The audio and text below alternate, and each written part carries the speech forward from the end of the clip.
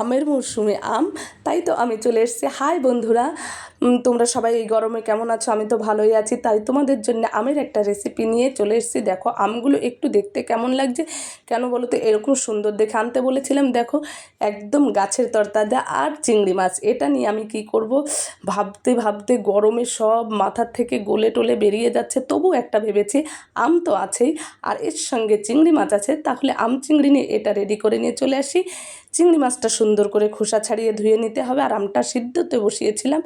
আমটা খুব বেশি সিদ্ধ করা যাবে না, অল্প সিদ্ধ করে দেখো এর মুখটা কেটে এর ভিতর থেকে আঠিটা এবার বের করতে হবে। আঠিটাকে বের করতে खूब बहुत सारे पापड़ बेलना पड़ेगा। फिर भी इसको अच्छी तरीक़ा से हल्के से इसमें से निकालना पड़ेगा। কারণ এর ভিতরে একটু সুন্দর করে পুরো রাখতে হবে আর আঠিটাও বের করতে হবে, এমনভাবে সিদ্ধ করতে হবে, সেটা মনে রেখো। আর এই দেখো পুরটা এর ভিতর ভরতে হবে। আমি তো রেডি করে নিয়েছি এইভাবে একে একে। আর তারপরে ঢাকনা দিয়ে এটা করতে গেলে মশলা লাগবে পেঁয়াজ, আদা, ধনিয়া, জিরা পাউডার, সর্ষে আর নুন, হলুদ, লঙ্কার গুঁড়ো, তেল দিয়ে পুরোটা দিয়ে আমি মিক্সড করে যে রেডি করে ফেলেছি। এবার চিংড়ি মাছগুলোর মধ্যে দিয়ে ভালো করে ম্যারিনেট করে এবার পুর বানিয়ে হালকা একটু তেল আবার দিয়ে নিলাম এর মধ্যে। পুর বানিয়ে এবার আমি আমটার মধ্যে ঢুকিয়ে দেবো আম চিংড়ি। এটা বানাতে আম চিংড়িটা যত সহজ মনে হচ্ছে না, দাঁত খোঁচানো কাঠিগুলো ছিল দেখো ওটাও কাজে লাগিয়ে দিয়েছি।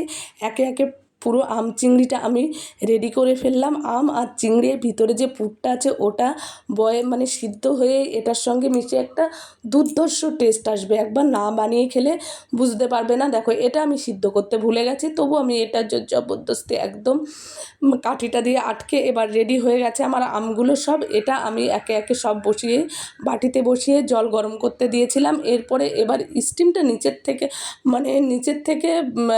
স্টিম উঠে সিদ্ধটা হয়ে যাবে। ভাবো তাহলে কত সময় দেরি করতে হবে কিছু খেতে গেলে। কিছু তো একটু টেস্টি খেতে গেলে একটু ওয়েট করতে হবে। আর এই গরমে বাবা একটু টকটক ঝালঝাল। আর এটা রেসিপিটা কিন্তু ভেবো না যে এতটাও খারাপ, একবার না খেলে বুঝতেই পারবে না। আমার তো কি বলবো, এই যে স্টিমটা উঠে পুরো গরম হয়ে গেছে। এবার এই বাটিটার মধ্যে আমি হালকা একটু জল দেবো, যে জলটা আমের উপরে তো আসবেই না, একদম নিচেই থাকবে, কারণ জলটা শুকিয়েও যাবে না। এর নিচের থেকে স্টিম উঠে আর এই জলের ভাপটা দিয়ে পুরো ভাপা হয়ে যাবে আমগুলো। এভাবেই রেডি করতে হবে। আর এবার একটা ঢাকনাটা দিতে হবে, এটা না দিয়ে খুব সরু ঢাকনা দিয়ে দেখো এই যে 1 ঘন্টার উপরে আমি ধিমি আঁচে এটা রেডি করেছি।